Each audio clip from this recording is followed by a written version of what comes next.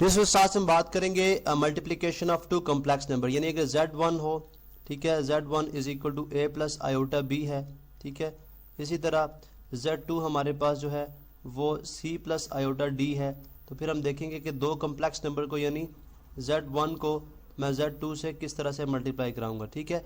इस पे बात करते हैं a plus iota b into c plus iota d की हम आपस में मल्टीप्लिकेशन को आज स्टडी करेंगे।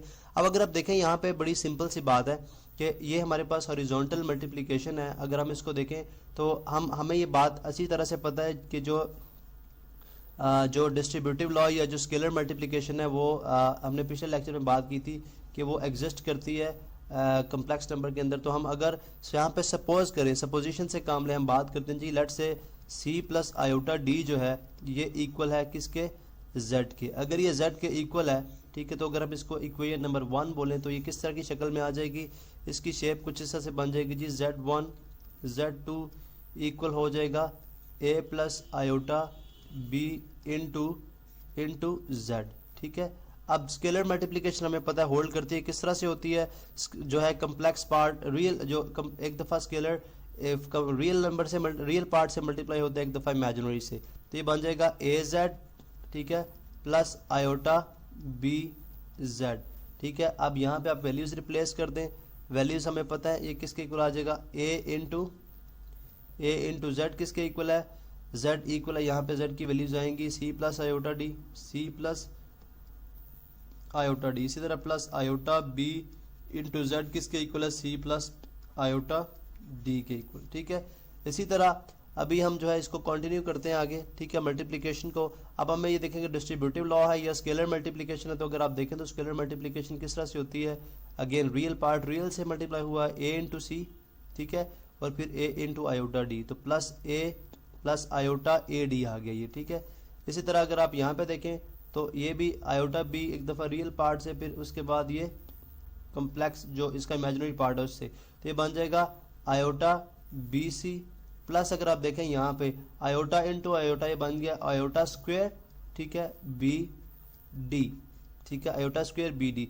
अब नेक्स्ट अगर आप यहाँ पे इसको हम सॉल्व करते हैं तो हमें ये बात समझ जाती है कि ए सी एज इट इज आ जाएगा, प्लस अगर देखें इन दोनों में आयोटा कॉमन है, हम आयोटा को कॉमन लेके A D plus B C लिख देते हैं, ठीक है, A D plus B C लिख देते हैं। और हमें पता है सिंस आयोटा स्क्वायर जो है उसकी किसके इक्वल है, -1 के इक्वल है, ठीक है, यहाँ पे किसके इक्वल है जी, -1 के इक्वल है, ठीक है। तो यहाँ पे हम आयोटा स्क्वायर की वैल्यू यहाँ पे लगाएंगे तो ये बन जाएगा हमारे पास प्लस -1 इंटू बी डी, ठीक है।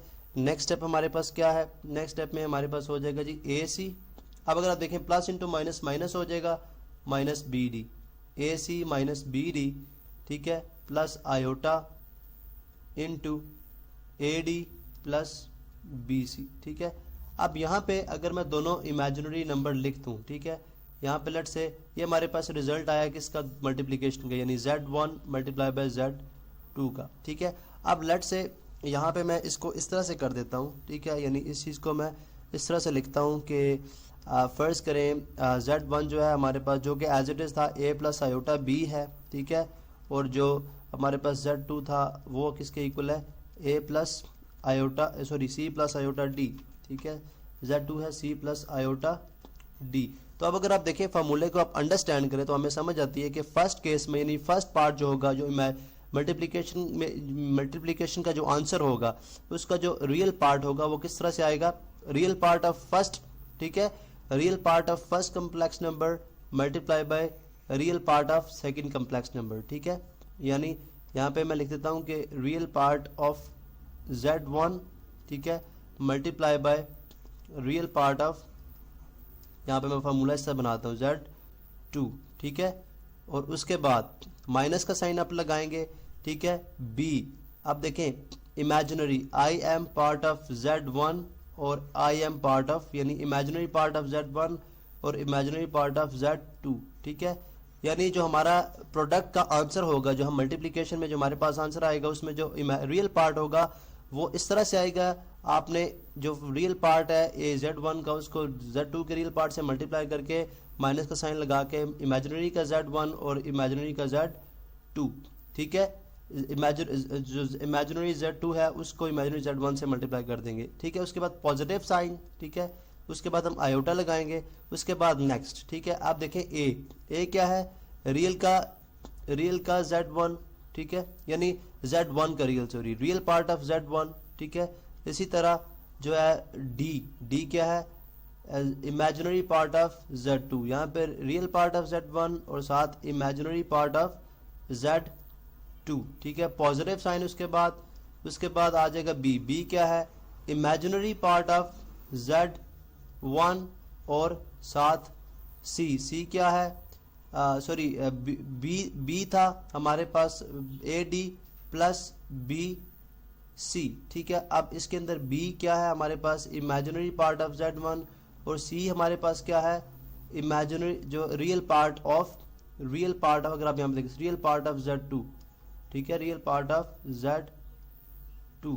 तो अगर आप देखें तो इस तरह से हमारी जो है मल्टीप्लिकेशन होती है कि जो हमारे पास आंसर आएगा। अब हम एक एग्जांपल लेते हैं, उस पर इसको अप्लाई करते हैं। फर्स्ट करें हम दो कम्प्लेक्स नंबर को, मैं डायरेक्टली लिख रहा हूँ Z1 इंटू Z2 जो है वो इस तरह से है कि 4 प्लस 5 आयोटा को हम मल्टीप्लाई कराने जा रहे हैं 3 प्लस 7 या 3 प्लस 4 आयोटा के साथ, ठीक है। ये किस तरह से आ जाएगा, किस तरह से मल्टीप्लिकेशन होगी, इसी जो है वो हमने फार्मूले को अप्लाई करना है और हम सिंपली एक स्टेप के अंदर आंसर लेके आ सकते हैं, ठीक है। यानी क्या है, सबसे पहले रियल पार्ट ऑफ Z1 और real part of Z2, 4 into 3 12, ठीक है 12। उसके बाद sign negative, imaginary part of Z1 imaginary part of Z2 5 into 4 20, ठीक है। ये तो हो गया हमारे पास रियल पार्ट, ठीक है। उसके बाद आयोटा का साइन पुट करेंगे, रियल पार्ट ऑफ Z1 और इमेजिनरी पार्ट ऑफ Z2, ये रियल पार्ट ऑफ Z1 ये है, इमेजिनरी पार्ट ऑफ Z2 क्या है ये 4 टाइम्स 16, ठीक है।